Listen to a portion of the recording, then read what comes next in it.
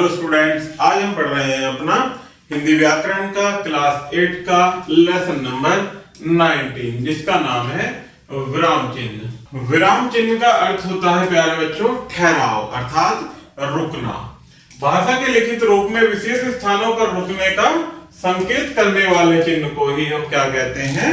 विराम चिन्ह। अभिनव को रोको मत जाने दो, अभिनव को रोको मत जाने दो। ऊपर दिए गए वाक्यों में आपने देखा कि एक अल्प विराम के सही जगह प्रयोग न होने के कारण वाक्य अलग अलग अर्थ दे रहे हैं।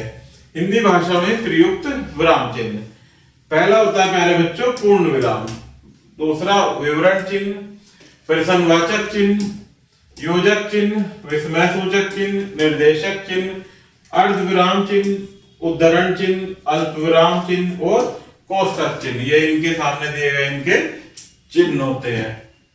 आइए चिन्हों के प्रयोग के बारे में उदाहरण सहित देखें। पहला है प्यारे बच्चों विराम, पूर्ण विराम, जो कि एक इस तरह से डंडा खींचकर हम लगाते हैं। यह चिन्ह वाक्यों के अंत में लगता है, जैसे सभी लोग खाना खाते हैं, मैं दिल्ली जाता हूं, वाक्य के अंत में आता है। नेक्स्ट है प्रश्नवाचक चिन्ह। यह चिन्ह प्रश्न पूछे जाने वाले वाक्यों के अंत में लगाया जाता है, जैसे कौन था वह व्यक्ति, इस प्रकार से लगाएंगे। आप किसका घर पूछ रहे हैं क्लास में। नेक्स्ट है विस्मय सूचक चिन्ह।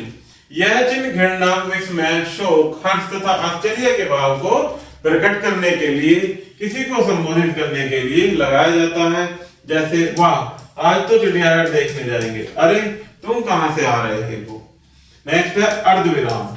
यह चिन्ह एक से अधिक समानाधिकरण उपवाक्यों के बीच तथा एक ही वाक्य में दो भिन्न बातों को अलग करने के लिए लगाए जाते हैं, जैसे विद्या धन अनमोल है, खर्च करने से बढ़ता है, तो इनके बीच में लगेगा।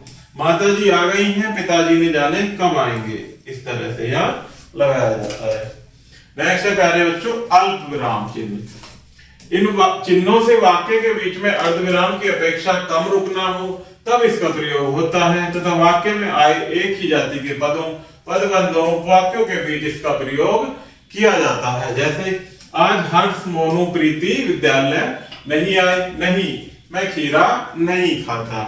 नेक्स्ट है विवरण चिन्ह। यह चिन्ह किसी विषय के विवरण या व्यापक जानकारी से पूर्व लगाया जाता है, जैसे लिंग के दो भेद होते हैं, स्त्रीलिंग और पुल्लिंग।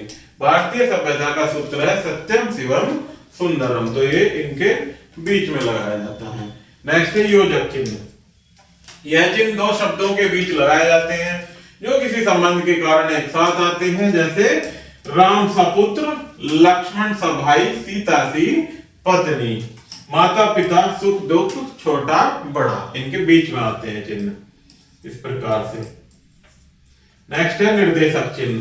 यह चिन्ह किसी कथन से पूर्व उदाहरण देने तथा कवि या लेखक का नाम लिखने से पहले आदि स्थानों पर लगाए जाते हैं, जैसे सुभाष चंद्र बोस ने कहा तुम मुझे खून दो मैं तुम्हें आजादी दूंगा, हरिवंश राय बच्चन अग्निपथ। नेक्स्ट है प्यारे बच्चों उद्धरण चिन्ह। यह चिन्ह प्रत्यक्ष कथन में तथा किसी विशेष नाम या शीर्षक को उद्धृत करते समय लगाया जाता है।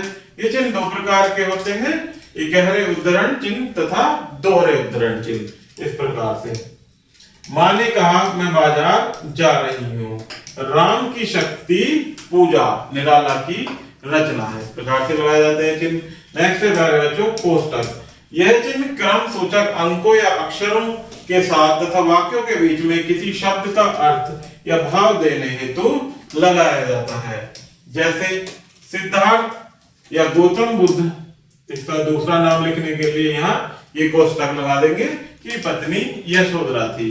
मेरे विद्यालय का नाम राजकीय माध्यमिक विद्यालय है, विद्यालय का नाम ब्रैकेट में लिख देंगे कोष्ठक में। अध्याय संक्षेप। विराम चिन्ह का अर्थ है रुकना अर्थात ठहराव। भाषा के लिखित रूप में विशेष स्थानों पर रुकने का संकेत करने वाले चिन्ह विराम चिन्ह कहलाते हैं।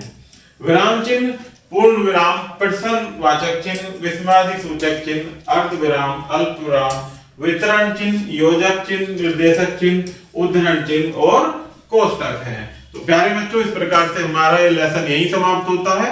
आशा करता हूं कि आपको यह वीडियो जरूर पसंद आई होगी। धन्यवाद।